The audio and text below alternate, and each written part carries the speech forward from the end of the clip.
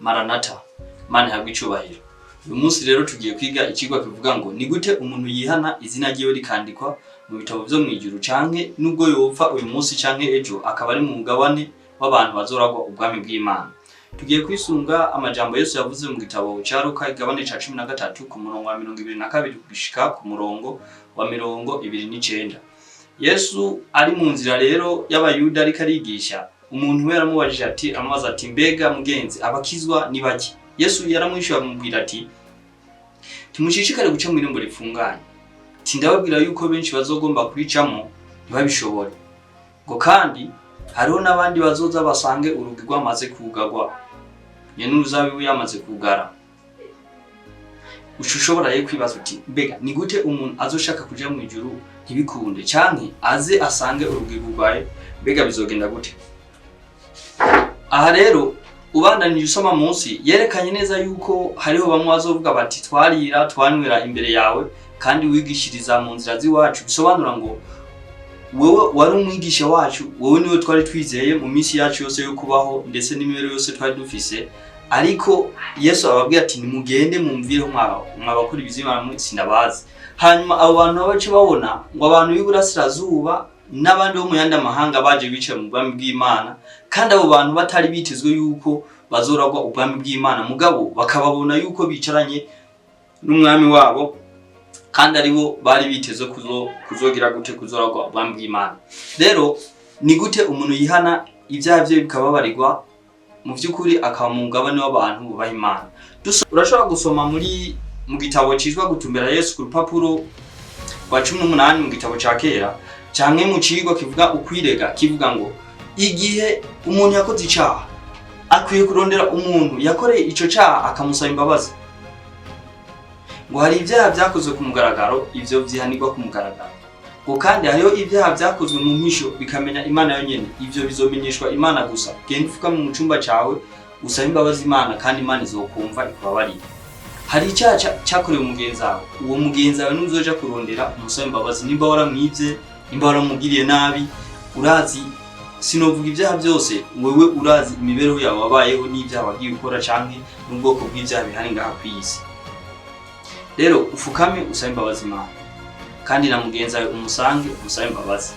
Ariko kandi wibuke neza yuko muri Yohana 3:16 havuga ngo kuko urukundo Imana yakunze abari mu isi ariko rwatumye itanga umwana wawe w'ikinege, ngumwizera wese ntazopfe rubi ariko azahabwa ubugingo budashira. Amen. Iyo rero umunyabyaha amaze kubona icaha ciwe akabazwa n'ico caha agafukama agasaba imbabazi Imana, Imana iramwumvira uko aba ari kose. Nubwo imbere y'amaso y'abantu bashobora kubona ko ivyaha yakoze byinshi atobabarirwa, Imana yo iramubabarira. Kandi umurongo uvuga yuko umwizera wese ahabwa ubugingo budashira bwo kwizera umwana w'Imana. Si ngombwa yo kuza kuraba padiri canke pasitori ngo umubwire agusabire ku Mana kugira ngo ikubabarire. Oya, mwese murangana muri abana b'Imana kandi mwana mwe n'Imana, mwese Imana irabakunda. Rero umwizera wese nibisabwa yuko uja kubwira ivyaha byawe umuntu ajejwe ivyerekeranye n'ishengero nka mwarimu, umudiakoni canke abandi baba bafise ivyo bajejwe mu ishengero, tuba tuzi yuko ari bo bahagarika ivy'iyobokamana. Oya, wowe fukama ugire kwizera kandi Imana izokumva ndetse izokubabarira. Kuko kandi usomye mu Baroma ikigabane ca 6 ku murongo wa 23 bavuga ngo ingero y'icaha n'urupfu, ariko ingabire y'Imana ubugingo budashira bubonerwa muri Kristo Yesu. Nutihana uzorimbuka. Dusomye mu gitabo ivyiziro bihambaye ku rupapuro rwa 345 havuga ngo ivyaha bitigezwe vyihanwa bizoguma vyanditse mu bitabo vyo mwijuru kugira ngo vyagirize abantu. Urashobora gufuka icaha ukakinyegeza so wawe, mama wawe, abo muvukana canke abantu mukorana ku kazi, ngo ariko ico caha kizosigara canditse mu bitabo vyo mwijuru kandi kizogutsindisha ku munsi w'urubanza. Usomye mu gitabo c'ingenzi aho John Bunyani yanditse kuvyerekanye n'umuntu witwa mu Kristo yagenda Isiyoni ku rupapuro rw'127 bavuga ngo ndakomeza ndiyumvira ivyo umuntu yase ideni ku botiki, hanyuma ivyo atoye mu nyuma azarabiriha. Utoye ideni rero ku botiki barakwandika, bakwanditse mu gakaye, nubwo ivyo uza gutora mu nyuma ugenda urabiriha ntibifuta rya deni ry'ubwa mbere wanashaka n'ubwo umugurira cyangwa ukamushorera ibintu byinshi. Mukristo rero akomeza gushingirwa intahe na Byizigiro amubwira ati nakomeje kwiyumvira ibyo umuntu yase ideni kwiduka ry'amafaranga 200,000 hanyuma ivyo atoye mu nyuma azarabiriha ngo ivyo nivyo futa ideni yatoye ubwa mbere ngo niko rero ngo n'ivyaha byanje bimeze ngo nubwo nabaye mu Kristo cyantangura gutunganya ingeso zanje ntabwo bifuta ibyaha nakoze ubwa mbere. Nimba warivye gushuza mu ishengero ukaba mu Kristo ugatangura gutunganya ingeso zawe ntibizokuraho caca cyawe cyo kwiba mu gica cihanye, kandi nimba nakutamusubije ibintu byiwe kandi uzi ko wavyivye icyaha ntikizofudika. Ukwiye kwihana nawe utangura gutunganya ingeso zawe ivyo byaha byanditse mu cyo mu ijuru kandi uzobibazwa. Nimba nakamufise ibyo mupfa mugashuza mu ishengero ivyo ntibizobaho ngo nukwere kuje mu ishengero ni wihane genda urondere naka.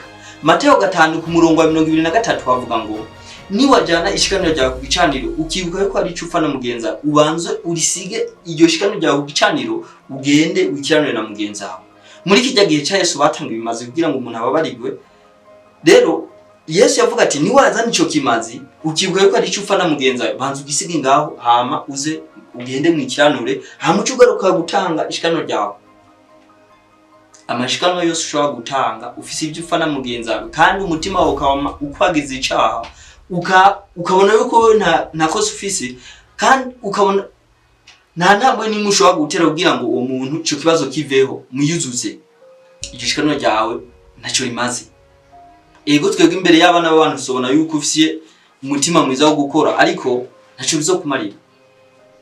Rero dusaba imbabazi Imana kandi dufukame ivyo dufana abagenzi bacu twiyuzuze turazi ibyaha twakoze tumenye neza yuko ibyaha bitababarirwa ngo kuko bimaze igihe kirekire nkuko wa muntu aba yatsideni mu botike riguma ryanditse mu gihe ataririshe nikore n'ibyaha byanditswe mu bitabo byo mu ijuru kandi mu gitabo Byizigiro bihambaye ku papuro rw'amajana 343 bavuga ngo abantu bakoze ibyaha imbere y'amazina yabo bikaba byanditswe bakaba badashaka kubyihana ivyo byaha birabagiza mu gice urubanza amazina yabo arafutwa mu bitabo byo mu ijuru kandi murumva yuko bibabaje cyane. Rero dusaba Imana imbabazi byaha twakoze kandi rero kwizera no kugororoka dusabe Mpwemu Yera abari watuyobora kandi Mpwemu Yera nawe yashize mu mutima w'umuntu amwereka iby'icyaha. Iyo uwo muntu akomanaje umutima Mpwemu Yera arigira. Iyo ubabajwe n'ibyaha wakoze ugatakambira Imana usaba ngo ubabarigwe Mpwemu Yera arakwereka uburyo ukwiye kuvyihana. Ntivyoroshe kujya gusanga umuntu wivye canke wagiriye ikintu kanaka kuko umutima w'Imana w'umuntu mu minsi yose yama ashaka kwishira hejuru wanashaka ntigera abona yuko ari umunyabyaha. Uretse igihe Mpwemu w'Imana yakugendereye kandi ntugwanye iryo jwi rikwereka iby'icyaha wakoze ko ni Mpwemu Yera kibikwibutsa. Igihe Mpwemu w'Imana azamaze gukugwa ku isi abantu bazobara neza yuko bataye igihe kandi bari bafise igihe cyo kwihana bagakora igikorwa n'inshingano Imana yabahaye hakiri kare. Rero igihe gifise amahirwe ejo ntuzi ngo uzopfa ryari canke je nzopfa ryari ntaba rero ucunge urugendo rwawe uzogira iherezo ryiza. Imana iguheze mu izina rya Yesu. Amen.